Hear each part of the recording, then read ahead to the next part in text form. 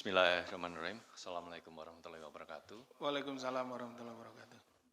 Selamat malam, salam sejahtera bagi kita semua. Yang kami hormati PLT Deputi Penindakan dan Eksekusi Bapak Asep Guntur Rahayu dan teman-teman jurnalis yang kami banggakan. Pada kesempatan kali ini kami akan menyampaikan update terkait dengan perkara dugaan tindak pidana korupsi pengadaan LNG di PT Pertamina tahun 2013 sampai dengan 2020. Adapun update kali ini adalah terkait dengan penahanan terhadap 2 tersangka. Sebelum kita lanjutkan bagaimana konstruksi perkara dan pihak-pihak yang dilakukan penahanan, kami akan menghadirkan 2 tersangka yang hari ini akan dilakukan penahanan.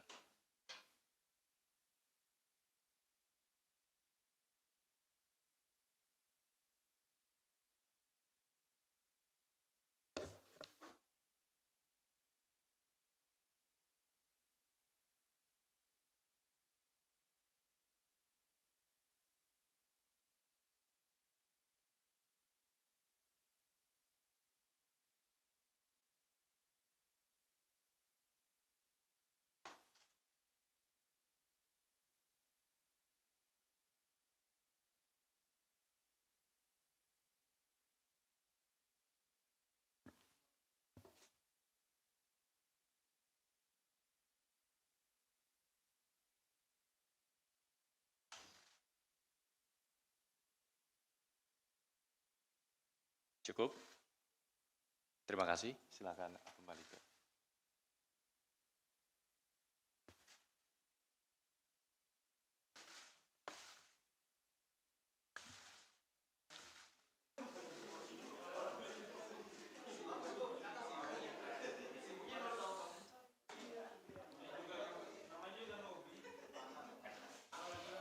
Baik, terima kasih. Selanjutnya kami berikan kesempatan kepada Pak Asep untuk menyampaikan poin-poin terkait dengan penahanan tersangka dalam dugaan tindak pidana korupsi dalam pengadaan LNG di PT Pertamina. Kepada Pak Asep, kami persilakan. Baik, terima kasih Mas Subir. Bismillahirrahmanirrahim. Assalamualaikum warahmatullahi wabarakatuh. Selamat malam dan salam sejahtera bagi kita sekalian. Yang saya hormati Mas Jubir, yang saya cintai dan saya banggakan rekan-rekan jurnalis. Pada kesempatan malam hari ini, Kamis tanggal 31 Juli tahun 2025, kami akan menyampaikan update informasi. Ya, karena perkara ini sebetulnya sudah pernah disampaikan kepada rekan-rekan dengan tersangka saudara KA, bahkan sudah menjalani persidangan. Terkait dengan penyidikan dugaan tindak pidana korupsi pada pengadaan LNG di PT Pertamina Persero tahun 2013 sampai dengan 2020. Dalam perkara ini, KPK sebelumnya telah menetapkan 3 orang tersangka, tiga-tiganya ya, tapi yang duluan 1 waktu itu, yaitu saudari KA, Direktur Utama PT Pertamina Persero tahun 2009-2014. Kemudian yang malam ini, saudara HK, selaku Direktur Gas PT Pertamina Persero tahun 2012-2014. Kemudian saudari YA, selaku Senior Vice President Gas dan Power PT Pertamina tahun 2013-2014 dan Direktur Gas PT Pertamina tahun 2015-2018. Selanjutnya atas kedua tersangka yaitu saudara HK dan saudari YA, hari ini dilakukan penahanan untuk 20 hari pertama, terhitung sejak hari Kamis tanggal 31 Juli 2025 sampai dengan tanggal 19 Agustus tahun 2025. Penahanan terhadap kedua tersangka tersebut dilakukan di rutan KPK cabang ada 2 ya, di Pusat Edukasi Anti Korupsi atau di C1 dan YA di rutan KPK cabang Gedung Merah Putih. Adapun konstruksi perkara ini sebagai berikut. PT Pertamina Persero melakukan pembelian LNG import dari Corpus Christi Liquefaction, anak perusahaan dari Cineri Energy Inc., perusahaan Amerika yang listing. Ya. Kemudian pembelian LNG import dilakukan dengan penandatangan kontrak pembelian tahun 2013 dan 2014, yang selanjutnya kedua kontrak tersebut digabung menjadi satu kontrak di tahun 2015. Jangka waktu kontrak pembelian selama 20 tahun, delivery-nya dimulai dari tahun 2019 sampai dengan 2039, selama 20 tahun ya. Dengan nilai total kontrak sekitar kurang lebih 12 miliar US dollar, tergantung dari harga gasnya pada saat itu ya. Ini berjalan berarti sampai dengan sekarang. Bahwa tersangka HK dan YA diduga memberikan persetujuan pengadaan LNG import tanpa adanya pedoman pengadaan, memberikan izin prinsip tanpa didukung dasar justifikasi dan analisa secara teknis dan ekonomis. Jadi terkait dengan pengadaan atau pembelian atau penjualan di atau tata niaga di BUMN itu biasanya dikaitkan dengan BJR ya, Business Judgment Rule. Nah, selalu dikaitkan ke masalah tersebut. Nah, Business Judgment Rule ini memang menjadi sebuah aturan atau pedoman, tetapi ketika ada aturan-aturan atau pedoman-pedoman yang harusnya diikuti, ya, tetapi ditinggalkan atau tidak diikuti atau sengaja dilanggar dalam melakukan bisnis tersebut, maka Business Judgment Rule-nya menjadi tidak benar gitu ya. Artinya tidak lagi masuk dalam konteks Business Judgment Rule. Jadi kalau Business Judgment Rule itu pada ujungnya adalah ketika terjadi kerugian, itu adalah kerugian bisnis. Seperti itu. Kemudian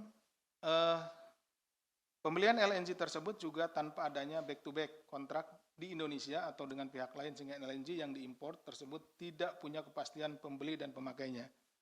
Jadi membeli ya, Pertamina ini membeli nih import ya LNG, tapi belum jelas siapa yang akan jadi konsumennya gitu ya. Ini pembelian ini seharusnya memang sudah jelas sehingga sudah bisa diprediksi keuntungannya dan lain-lainnya gitu, seperti itu. Karena faktanya LNG yang diimpor tersebut tidak pernah masuk ke Indonesia hingga saat ini dan harganya lebih mahal dari produk gas di Indonesia. Kemudian diduga bahwa atas pembelian LNG ini tanpa adanya rekomendasi atau izin dari Kementerian ESDM. Kebijakan impor gas atau LNG harus ada penetapan akan kebutuhan impor dari Menteri ESDM dan rekomendasi sebagai syarat impor. Jadi sebelum melakukan impor ya LNG itu harus ada rekomendasi untuk kebutuhan apa ya. Misalnya kebutuhan di dalam negeri, nah sekian metrik ton gitu ya, baru dilakukan impor. Tapi ini tanpa adanya rekomendasi. Kemudian rekomendasi ini sangat penting untuk menjaga iklim bisnis migas di dalam negeri karena saat ini Indonesia juga sedang mengembangkan daerah atau wilayah yang mempunyai potensi gas dapat segera diproduksi agar dapat menghasilkan devisa dan penerimaan negara. Seperti Blok Masela, Andaman, Teluk Bintuni, dan pengembangan beberapa blok gas di Kalimantan.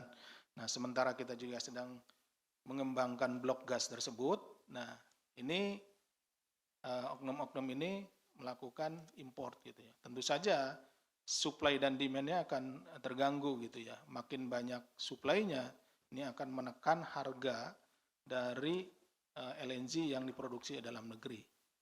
Kemudian tersangka HK dan YA juga diduga dengan sengaja melakukan pembelian LNG import tanpa persetujuan RUPS dan komisaris di pertimbangannya sendiri ya.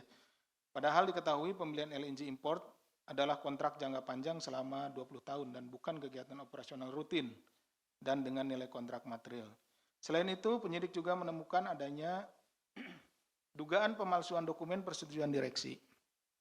Kemudian tidak ada pelaporan dokumen persetujuan direksi kepada komisaris yang merupakan kewajiban direksi sesuai dengan ADART PT Pertamina Persero dengan sengaja tidak melaporkan ke komisaris baik rencana perjalanan dinas maupun perjalanan dinas yang sudah selesai dari USA untuk mendatangani LNG SPA Train to Corpus Christi.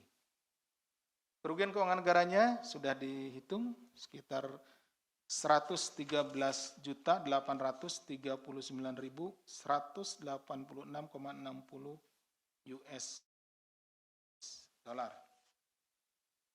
Atas perbuatan para tersangka disangkakan melanggar pasal 2 ayat 1 atau pasal 3 Undang-Undang Republik Indonesia nomor 31 tahun 99 tentang pemberantasan tindak pidana korupsi sebagaimana telah diubah dengan Undang-Undang Republik Indonesia nomor 20 tahun 2001 tentang perubahan atas Undang-Undang nomor 31 tahun 99 tentang pemberantasan tindak pidana korupsi junto pasal 55 ayat 1 ke 1 KUHP. Demikian yang bisa kami sampaikan. Terima kasih. Kami kembalikan kepada Mas Jubir. Terima kasih Pak Asep yang telah menyampaikan detail perkara dan pihak-pihak yang dilakukan penahanan di mana tersangka HK dilakukan penahanan di rutan KPK cabang Gedung C1 atau Gedung Pusat Edukasi Anti Korupsi dan tersangka YA dilakukan penahanan di rutan cabang KPK Gedung Merah Putih, di mana dalam perkara ini diduga telah menimbulkan kerugian keuangan negara sebesar kurang lebih 113 juta US dollar.